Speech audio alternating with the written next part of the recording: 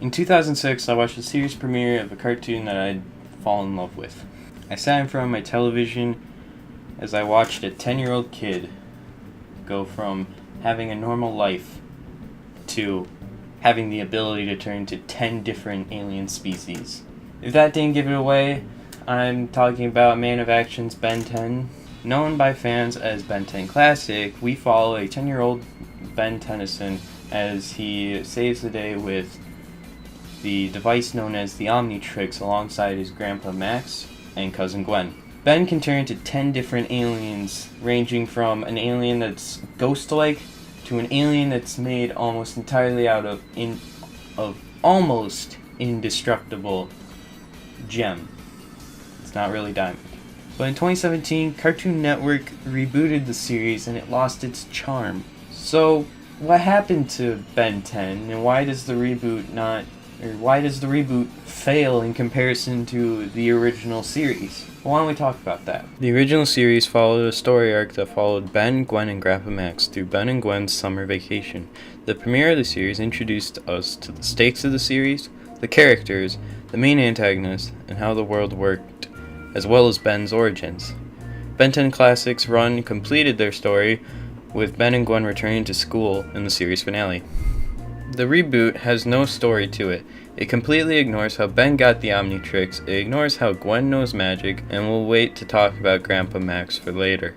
The classic series also showed us what I believe is what made it popular.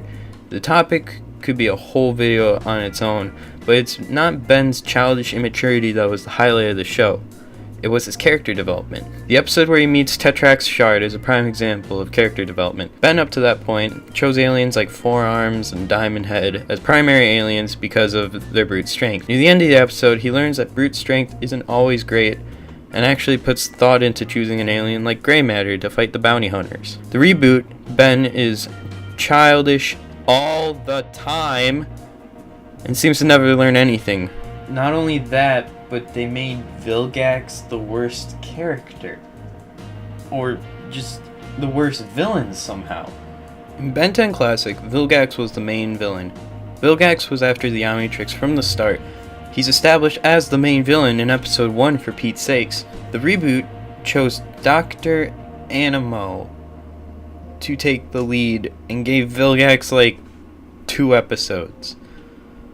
What the hell is up with that? And now, we're back to Grandpa Max. Oh, Grandpa Max, what did they do to you? What happened to you? What did they do? The original Grandpa Max was a retired plumber who took his grandchildren for the summer to travel the United States. But later in the series we find out when Grandpa Max says he used to be a plumber, he means the organization that deals with extraterrestrial matters. Doesn't that sound amazing? And we even got hints that he wasn't your ordinary grandfather. In the first episode, he knew Ben didn't turn into a quote-unquote monster, then realized he almost revealed the plumbers to Ben and Gwen. Think he's gonna stay a monster forever? He's not a monster. He's an alien. I mean, look at him. What else could he be? Now, he's a babbling buffoon in the reboot. You can literally get rid of Grandpa Max and the episodes would still make sense. Who greenlighted this idea? Somebody needs a spanking. Now let's talk about the alien choices and designs. To explain, I'll show you side by side the classic aliens to the reboot lineup.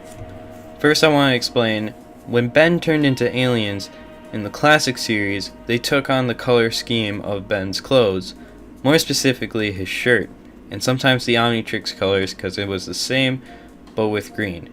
This means a purple upgrade doesn't make any sense. Ben has no purple anywhere in his color scheme.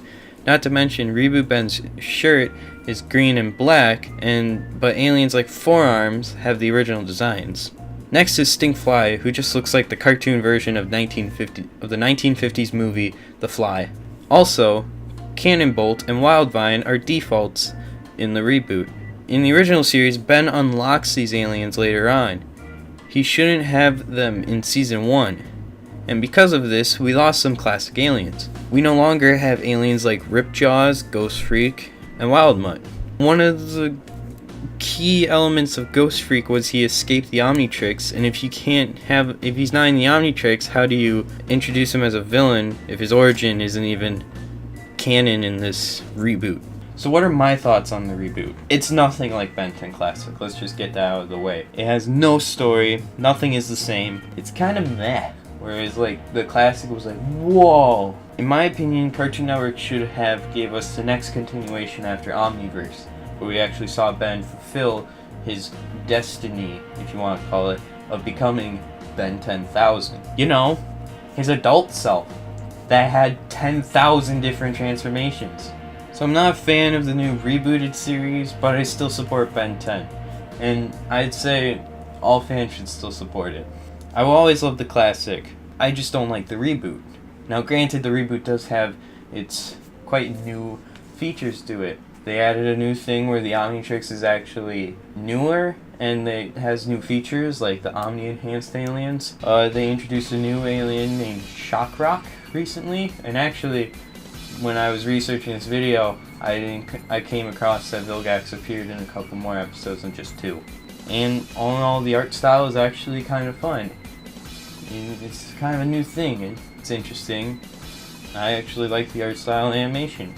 It's just, there's no story and character development at all. It's kind of meh. But let me know what you guys think in the comments below. And I hope you enjoyed this video. If you did, leave a like, comment, and subscribe. Come Time Traveler today. I really enjoyed making this video. I might make more of these.